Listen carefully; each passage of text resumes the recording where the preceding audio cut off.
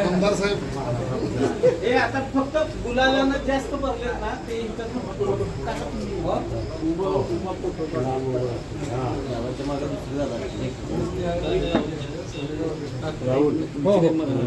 गुलाल लावला का मळबड भरली ड्रेसच घातलं नाही आपण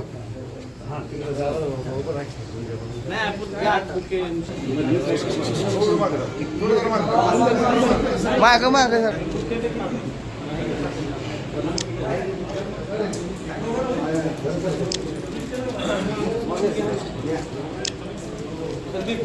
थोडं मागं सगळ्यांची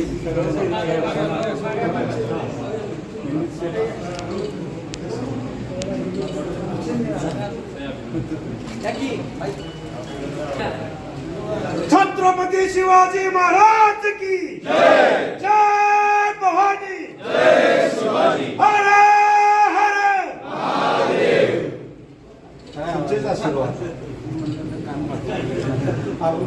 तुमचेच आशीर्वाद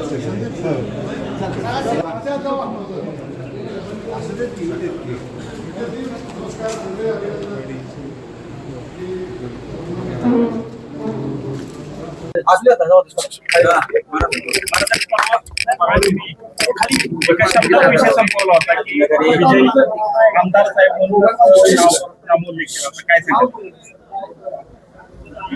एक लक्षात घ्या की ज्या वेळेस निर्णय होतो तो काय माझ्यामुळे होत नाही. जेवढे म्हणून आमदार आहेत ह्या संपूर्ण जिल्ह्यात त्या सर्वांनी बसून हा निर्णय घेतला आणि त्यामुळं आज या ठिकाणी माझे अत्यंत जवळचे मित्र आज आमदार म्हणून ते विजयी झाले आणि भरपूर खूप मनापासून आनंद होतो.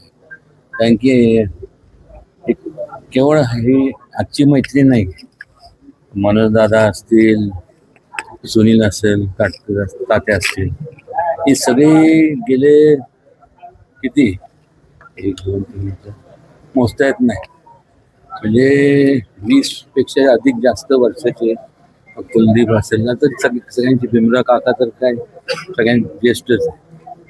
या सगळ्यांनी पाठिंबा दर्शवला म्हणून आज माझे मित्र धैर्यशील दादांचा हा विजय झाला. जय विजय होत असतात पण आज आनंद एवढा वाटतो की आज माझ्या एका मित्राचा त्या पदावर बघता खूप खूप मनापासून म्हणजे ते शब्दात वर्णन करू शकत नाही एवढा आनंद होतो. दादा तुम्ही आमदार राहणार, मी म्हणाला होतं की हा जिल्ह्यातील सर्व मगाशीच मी म्हटल्याप्रमाणे जिल्ह्यातील सर्व नेत्यांनी त्यामध्ये प्रामुख्यानं छत्रपती उदयन महाराजांनी आदरणीय मुख्यमंत्री देवेंद्र फडणवीस साहेब यांच्याकडं माझ्या उमेदवारीसाठी शब्द टाकला होता. आमचे मित्र आमचे सहकारी सुनील काटकर तात्या हे महाराजांचे निष्ठावान मावळे आहेत, तेही इच्छुक होते आणि मग तरीही महाराजांनी तात्यांना सांगितलं आणि राजकारणामध्ये थोडे पुढं पाठीमागं सरावं लागतं त्या पद्धतीनं सुनील तात्या मोठ्या मनानं मागं सरले आणि त्यांनीही मला पाठिंबा दिला.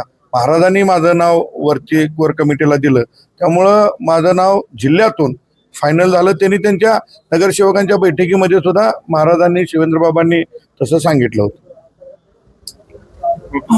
ओके